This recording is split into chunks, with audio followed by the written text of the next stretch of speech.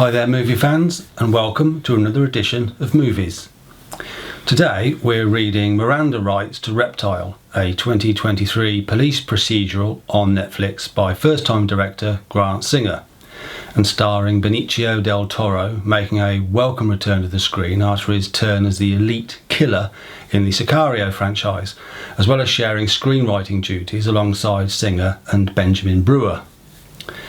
Singer apparently cut his teeth directing music videos for the likes of The Weeknd, Lorde, Sam Smith and Skrillex, so you could say he has an ear for sound, and that is one of the more noteworthy aspects of this film.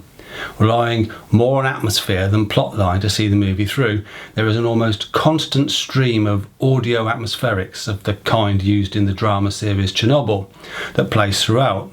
It's a quality touch. It isn't used sound to fill dead space, but does add to the sense of dread and dawning realisation the movie seeks to create. The film opens with some domestic exchanges between realtors Will Grady, played by Justin Timberlake, and his girlfriend Summer Elswick, played by Matilda Anna Ingrid Lutz, which get frostier as the minutes unfold until Grady, responding to a message from Summer late one evening, finds her eerily pinned to the floorboards of a house they were trying to sell, stabbed multiple times. Enter Del Toro's detective Tom Nichols, newly relocated, who proceeds over the remaining couple of hours to try and solve the mystery of a murder. To begin with, there is a cast of characters that seem a good fit for the crime. Summer's ex-husband, Sam Gifford, played by Carl Glusman, a drug dealer with whom Summer has continued to see behind Grady's back, having sex in houses she's trying to shift. Stoner Eli Phillips, played by Michael Pitt, familiar to Boardwalk Empire viewers, whose father was shafted by Grady on a real estate deal.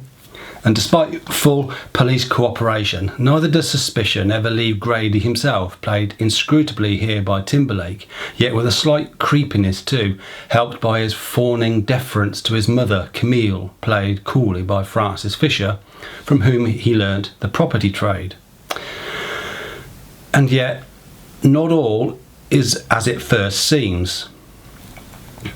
There aren't many crumbs being laid by Singer in the movie. Much needs to be accepted at face value, or else you're required to fill in the possible blanks yourself, to wonder what connections are being made inside Del Toro's head, which has frustrated some viewers and other reviewers.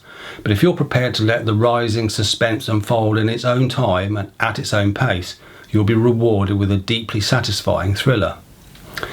And as Del Toro picks up those clues, it dawns that perhaps this was no crime of passion, but involves a much wider conspiracy, with tentacles reaching into the wider and purportedly more honourable sections of the community, far beyond the small coterie of initial suspects. Helping Del Toro investigate the crime is his deputy, Dan Cleary, a wonderfully laconic Ato Asandoa, and the crime team he's newly joined, including his captain, played with terrific weariness and understatement by Eric Bogosian, fellow cop Wally, Dominic Lombardozzi on knucklehead duties, and Chief of Police Marty Graber, a convincing authority turn from Mike Paniewski. Some or all of these officers Nichols may or may not trust, though which ones to do so is left for him and us to guess until the very end. Nichols' investigation is also helped by his wife Judy, played by Alicia Silverstone.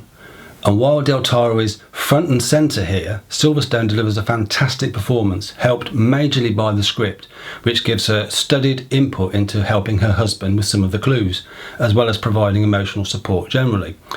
A nice antidote to the usual cop on the edge with a collapsing marriage trope, whose partner doesn't understand him, the hours he works, or the company he keeps.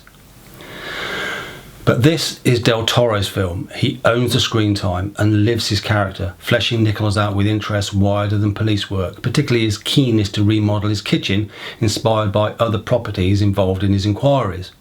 Or the way he engages his wife in the day-to-day and paying attention to her opinions on the small details his investigation begins to uncover.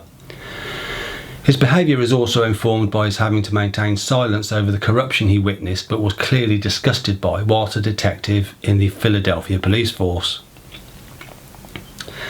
There are some nice visual flourishes too. Look out, say, for a sinister dream sequence, a dropped CSI's rubber glove and a slow-mo frisbee, which either adds to the sense of dread or alleviates it.